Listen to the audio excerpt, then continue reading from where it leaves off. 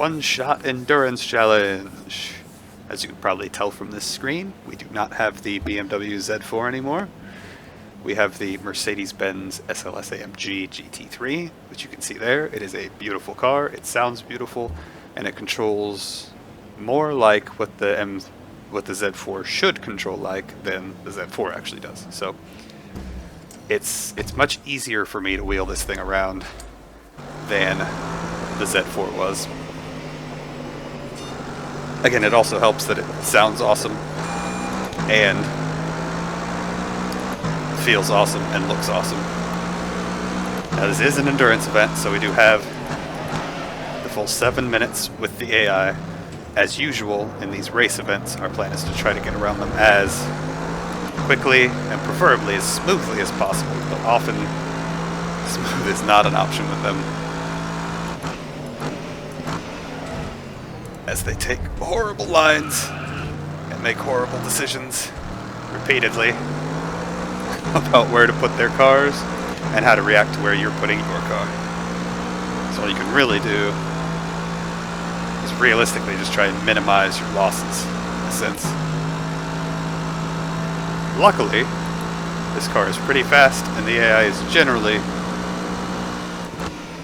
not too fast around here, so you don't really have to worry about too many issues. And Spa is long enough, circuit-wise, you should definitely be able to get around them within the first lap. That being said, I would have liked to have cleared more of them before we got to the twisty bits here.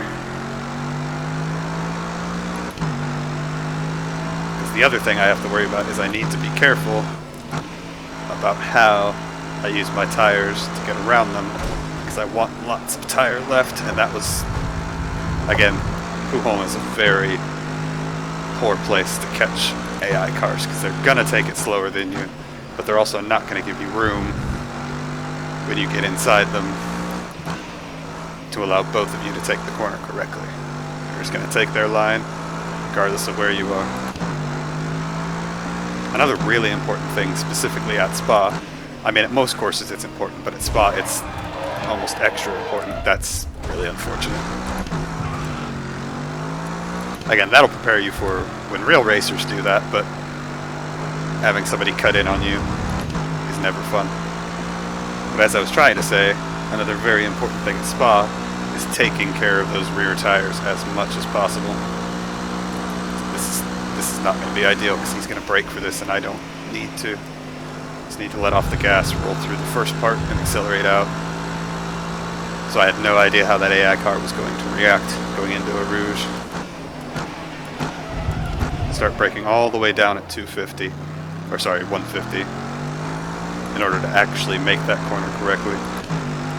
Because you, coming out from Eau Rouge, you carry so much speed that you want to be very careful of how you scrub that speed off.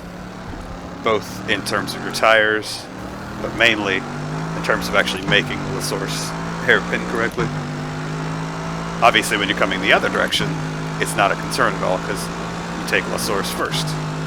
I mean, even the AI even breaks through Blanchiment, which either direction is flat out, and then doesn't leave any room. It's so frustrating. And then tries to take me out. Again, I wouldn't care if they were just more difficult or less difficult, one or the other. But it tries to throw a different range of AI at you. Because as you can tell, everything up to third place is super easy to pass. Third is ever so slightly harder. And then first and second place are generally your toughest AI competition.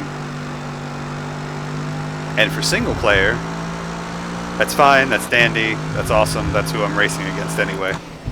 But for these challenges, really who I'm racing are all of the other players who have done the challenge.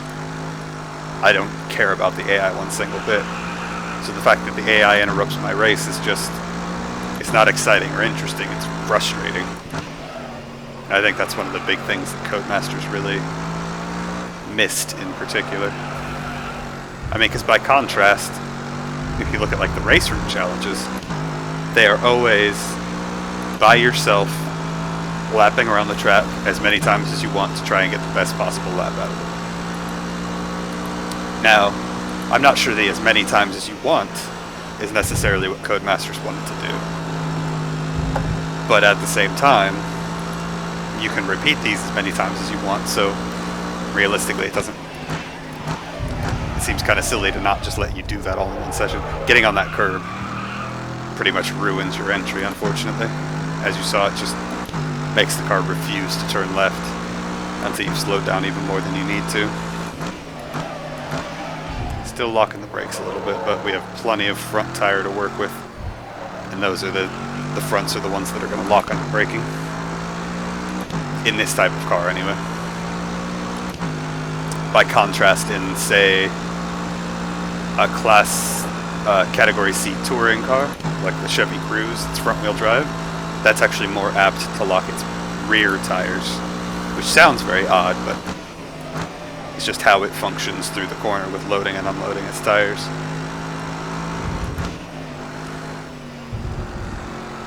But a big old front-engine, rear-wheel drive car like this will always want to lock its front tires under braking. Usually the unloaded front tire, so usually the inside front tire is the one that's most prone to locking. And that doesn't really change whether you're in a GT car or a Formula 1 car. That's just because that tire is getting so little of the weight transfer placed on it.